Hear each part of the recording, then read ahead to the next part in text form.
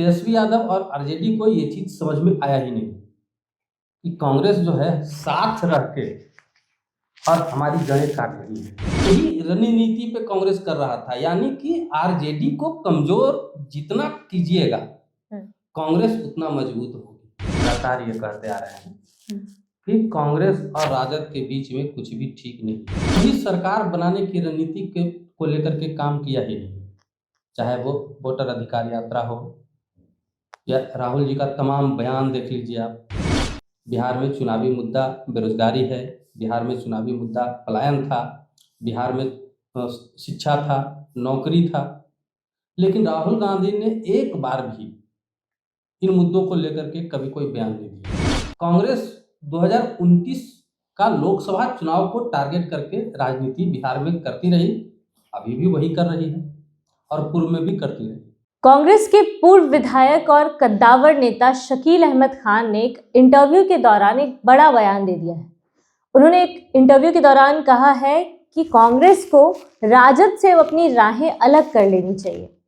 क्या बिहार में महागठबंधन टूटने वाली है?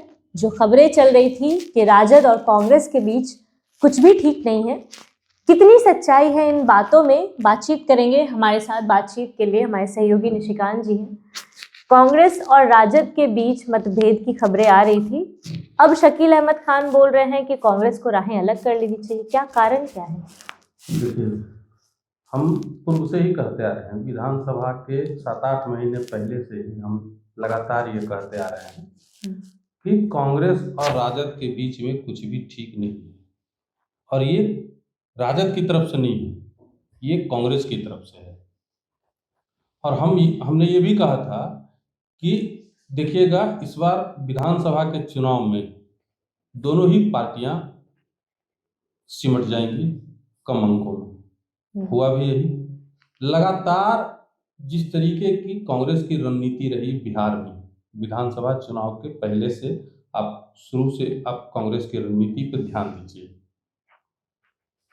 कभी सरकार बनाने की रणनीति को लेकर के काम किया ही नहीं, चाहे वो वोटर अधिकार यात्रा हो या राहुल जी का तमाम बयान देख लीजिए आप। बिहार में चुनावी मुद्दा क्या था? बिहार में चुनावी मुद्दा बेरोजगारी है, बिहार में चुनावी मुद्दा पलायन था, बिहार में शिक्षा था, नौकरी था, लेकिन राहुल गांधी ने एक बार भी इन मुद्दों को लेकर के कभी कोई बयान नहीं दिया। कन्हैया कहते रहे, कन्हैया की यह यात्रा शुरू भी हुई, लेकिन बाद में उसको आरजेडी के प्रेशर में ही, जैसा कि लोगों ने कहा, आरजेडी के ही प्रेशर में उस यात्रा को बंद करा दिया। ठीक है। कांग्रेस 2029 का लोकसभा चुनाव को टारगेट करके राजनीति बिहार में करती रही, अभी भी वही कर रही है और पूर्व में भी करती रही। तेजस्वी यादव और आरजेडी को ये चीज समझ में आया ही नहीं कि कांग्रेस जो है साथ रह के और हमारी जड़ें काट रही है। ये चीज जिस दिन अगर समझ में आ जाता चुनाव से पहले आरजेडी को, ठीक है, तो आरजेडी का संख्या अभी 25 से ज्यादा होता, लेकिन समझ में आया ही नहीं। अब आप इसको देख लीजिए, आरजेडी मजबूत बनी बिहार में 1990 के बाद। आरजेडी मजबूत बनी बिहार में। किसका वोट बैंक पर आरजेडी का कब्जा हुआ? आरजेडी का वोट बैंक कौन था? यादव जो उसके थे, मुसलमान। ठीक है, एम वाई समीकरण। एम किसका था? कांग्रेस। पूर्ण रूप में कांग्रेस का था। कांग्रेस का वोट बैंक को आरजेडी लालू प्रसाद यादव ने अपने पाले में कर लिया। ठीक है। बाबरी मस्जिद वाला जो मुद्दा था, लाल कृष्ण आडवाणी का रथ जो रोका गया, वहां के बाद बिहार की राजनीति बदली और मुस्लिम वोटर जो है वो लालू की तरफ शिफ्ट कर गए। उनको लगा कि एक मजबूत नेता है, मजबूत हितैषी हमारा बनेगा, शिफ्ट कर गए। वो वोटर किसके थे? कांग्रेस के थे। बीजेपी का वोटर था? जदयू के वोटर वो थे? नहीं थे। किसी और पार्टी के वोटर वो थे? नहीं थे। सरकार बनी, लेकिन मुसलमानों को भी अब ये चीज समझ में धीरे धीरे आ गया कि हमने दिया तो बहुत कुछ, लेकिन हमको मिला नहीं। और ये बात शकील अहमद खान जैसे नेता बोल रहे हैं कि अब कांग्रेस को राजद से अपनी राहें अलग कर लेनी चाहिए। ठीक है, तो कहीं ना कहीं आज की बात ये नहीं है, ये टीस जो है, ये कसक जो है आज का नहीं है, ये बरसों पुराना है। कांग्रेस को ये एहसास था कि हमारा ही वोट बैंक लेकर के राजद बनी, तो हम मजबूत कैसे होंगे, हम मजबूत कैसे होंगे, कांग्रेस कैसे मजबूत होगी जब एम उसके पास आएगा। ठीक है, तो एम उसके पास आएगा तो आरजेडी कमजोर होगा, आरजेडी के पास खाली बाई रह जाएगा। ठीक है, तो यही रणनीति पे कांग्रेस कर रहा था, यानी कि आरजेडी को कमजोर जितना कीजिएगा कांग्रेस उतना मजबूत होगी। जड़ से आरजेडी को काटने का प्रयास किया गया और कहीं ना कहीं कांग्रेस कामयाब भी रही, रणनीति उसका काम भी किया, भले ही 19 से 6 पर आ गई खुद। ठीक है, लेकिन आरजेडी को 79 से 25 पे ला दिया, मतलब खुद भी डूबे और आरजेडी को भी ले डूबे। कांग्रेस के पास खोने के लिए कुछ था नहीं ना। ठीक है, आप मान के चलिए बन जाती महागठबंधन की सरकार बिहार में, बहुत ज्यादा मिलता तो 2-3 गो 4 गो 5 गो मंत्री पद, उप मुख्यमंत्री बना सकता था कांग्रेस को।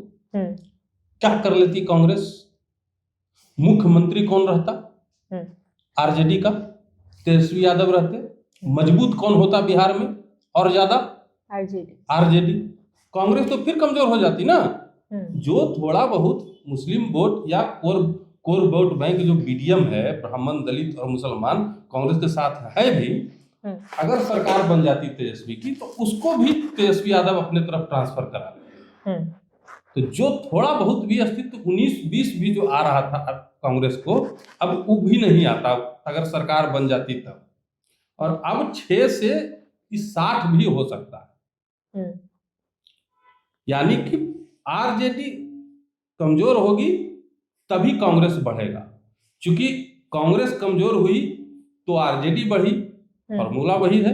कांग्रेस कमजोर हुई तो आरजेडी बढ़ी, अब आरजेडी कमजोर होगी तो कांग्रेस बढ़ेगी। सिंपल सा फॉर्मूला है और इसी फॉर्मूले पे कांग्रेस काम कर रही थी। कांग्रेस के जितने भी नेता थे, हम सीमांचल में गए थे, हमको एक अच्छी नेत्री थी कांग्रेस की, दिल्ली से आई हुई थी, कैंप की हुई थी, अपने उम्मीदवार के लिए वोट मांग रही थी। हमसे उनकी बातचीत करीब, कटिहार जिले की मैं बात बता रहा हूँ, उनसे करीब हमारी बातचीत 1 घंटे हुई। ठीक है, प्रियंका जी की टीम की कोर मेंबर, एकदम नजदीक, उनसे मेरी बातचीत 1 घंटे हुई। उन्होंने साफ तौर पे कहा कि ऑफ कैमरा हम ओनली कांग्रेस के लिए काम कर रहे हैं, नो आरजेडी। आरजेडी को वोट मिलेगा नहीं मिलेगा ये वो जाने, हमको कांग्रेस के लिए काम करना है, ओनली कांग्रेस। एक भी जगह आरजेडी उम्मीदवार को कांग्रेस के कैडर कार्यकर्ताओं ने वोट नहीं किया इस विधानसभा में, एक भी जगह नहीं। अगर किया होता तो ओवैसी के 5 विधायक नहीं जीते होते। मुसलमानों ने इस बार मुसलमान देखा, तस्वीर लालू नहीं देखा। लालू को वोट अगर मुसलमान करते, आरजेडी को करते, तेजस्वी को करते, तो ओवैसी का 5 सीट नहीं आता बिहार में। तो कहीं ना कहीं मुसलमान पूरी तरह से समझ गए हैं, इसीलिए मुसलमानों ने कांग्रेस को भी वोट नहीं किया इस बार, क्योंकि कांग्रेस आरजेडी के साथ थी। कांग्रेस को ये बात पूरी तरीके से समझ में आ गया है। कांग्रेस जब चुनाव में हार के बाद जब पूरी समीक्षा हुई तो पहले से जो उसका थीम था आरजेडी को कमजोर करना है, वो थीम तो था ही। जब इस बार समीक्षा हुई तो लगा कि एमआईएम का, ओवैसी साहब का 5 सीट कैसे आ गया, यानी मुसलमानों ने हमको वोट नहीं देके ओवैसी को दिया। और समीक्षा में ये बात सामने आई कि क्यों नहीं किया मुसलमानों ने कांग्रेस को वोट, तो पता चला कि आप आरजेडी के साथ थे, इसीलिए आपको वोट नहीं मिला। और कहीं ना कहीं राह तो जुदा होगी ना। जब जुदा होगा राह तो देखिएगा, अब 2029 विधानसभा में अगर अभी से कांग्रेस के पास समय है 3 साल 4 साल का, 2029 विधानसभा में अगर गठबंधन करना भी पड़ा कांग्रेस को फिर से आरजेडी के साथ, तो अगर मजबूत बना लेती है कांग्रेस खुद को, अपना वोट बैंक को जोड़ लेती है अपने साथ अलग होके, तो बार्गेनिंग करने की स्थिति में तो होगी। पिछली बार लोकसभा चुनाव में हमने क्या देखा, बार्गेनिंग करने की स्थिति में भी कांग्रेस नहीं थी है। पप्पू यादव जैसे कद्दावर नेता को बेचारा राहुल गांधी और प्रियंका गांधी कांग्रेस में शामिल किए और उनको टिकट नहीं मिल पाया, जबरदस्ती टिकट दे दिया गया, वहां बीमा भारती को लड़वा दिया गया। बार्गेनिंग करने की स्थिति में कांग्रेस नहीं थी बिहार में, लेकिन जब अकेले होगी और उसके बाद अपना संगठन मजबूत करेगी, जमीनी स्तर पे करके दिखाएगी, तो कम से कम बार्गेनिंग करने की स्थिति में तो 2029 में जरूर होगी कि भाई 40 सीट है, 15 हम लड़ेंगे। इस बार भी तो वही हुआ, इस बार भी तो राजद को ज्यादा सीटें इसी वजह से मिली। 15 हम लड़ेंगे, 40 सीट है तो 15 हम लड़ेंगे, बाकी आप 25 में आप वाम दल, फलना दल, चिलना दल सबको समेटिए, 15 हम लड़ेंगे। ऐसा थोड़ी होगा कि हम 5 और 6 पर लड़ेंगे, 8 पर लड़ेंगे, 9 पर लड़ेंगे। बार्गेनिंग करने की स्थिति में कांग्रेस होगी अगर ऐसा हुआ तो। अभी फिलहाल कांग्रेस की स्थिति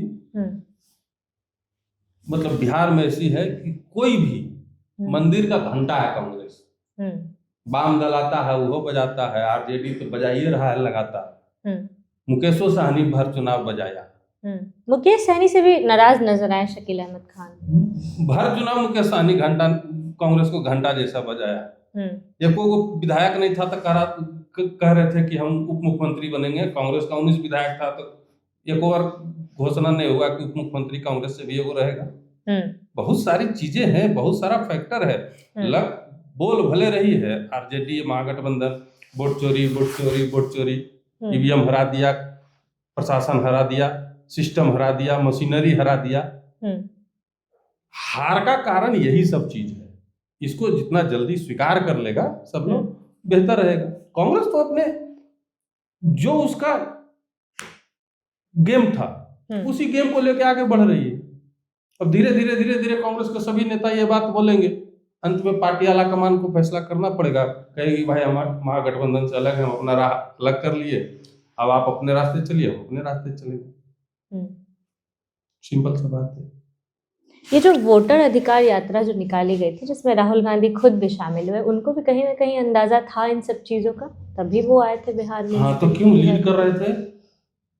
क्योंकि कहीं ना कहीं राजद को वोटर अधिकार यात्रा को लीड कर रहे थे राहुल गांधी। तेजस्वी कहाँ थे? तेजस्वी क्योंकि कम दिखे, उस कारण से बहुत चर्चा हुई कि तेजस्वी नजर नहीं आ रहे, राजद नजर नहीं आ रहे, दिया गया तेजस्वी को। तो बहुत सारी चीजें हैं। अब टूटा हुआ है महागठबंधन, औपचारिक ऐलान बाकी है, बस इतनी सी बात। चलिए, महागठबंधन को लेकर चर्चा थी। शकील अहमद खान कद्दावर नेता है कांग्रेस के, उनकी तरफ से इस तरीके का बयान कि कांग्रेस को राहें अलग कर लेनी चाहिए राजद से, कहीं ना कहीं इशारा तो करता है कि वाकई महागठबंधन में कुछ भी ठीक नहीं है। विधानसभा चुनाव से पहले भी लगातार मतभेद जारी थे, सीटों को लेकर भी कुछ ऐसी सीटें पे थी जहां पे कांग्रेस और राजद के प्रत्याशी एक साथ दिखाई दे रहे थे, कोई मानने को तैयार नहीं था।